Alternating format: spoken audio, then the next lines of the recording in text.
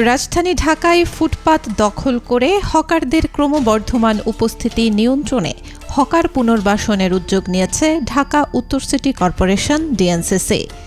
এজন্য শহরের ৬টি খোলা মাঠ নির্ধারণ করা হয়েছে।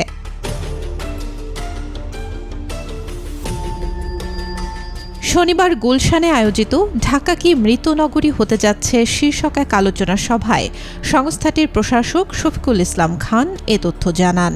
এটা আপনাকে তো প্রেসার ক্রিয়েট করাটা ঠিক হবে কিনা সেটা একটা প্রশ্ন। তিনি বলেন, সাম্প্রতিক সময়ে ফুটপাতে হকারের সংখ্যা অস্বাভাবিকভাবে বেড়ে গেছে। আগে যেখানে প্রায় ২০০ জন হকার ছিল, বর্তমানে তা বেড়ে প্রায় ২,০০০-এ পৌঁছেছে। ফলে সাধারণ মানুষের চলাচল ব্যাহত হচ্ছে, এমনকি হাসপাতাল ও অ্যাম্বুলেন্স সহ জরুরি সেবাও বাধার মুখে পড়ছে।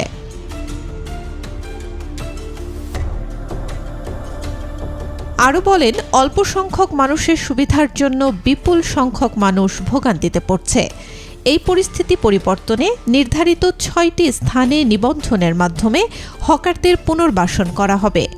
সেখানে তারা অস্থায়ী ব্যবস্থা যেমন চৌকি বা ট্রলি ব্যবহার করে ব্যবসা পরিচালনা করবেন এবং দিনের শেষে সেগুলো সরিয়ে ফেলতে হবে। বড় বড় নেতারা দোকান চালায়, এক নেতারা ৪টা-৫টা করেও লাগায়, লোকটাই কিছু বলার নাই, কাকে বলবেন। তিনি দীর্ঘমেয়াদী পরিকল্পনার অভাবকেও নগর ব্যবস্থাপনার বড় সমস্যা হিসেবে উল্লেখ করেন। টেকসই সমাধানের জন্য সিটি কর্পোরেশন, ওয়াসা, গ্যাস ও বিদ্যুৎ সংস্থাগুলোকে সমন্বিতভাবে একটি কর্তৃপক্ষের আওতায় আনার প্রয়োজন রয়েছে বলে জানান প্রশাসক।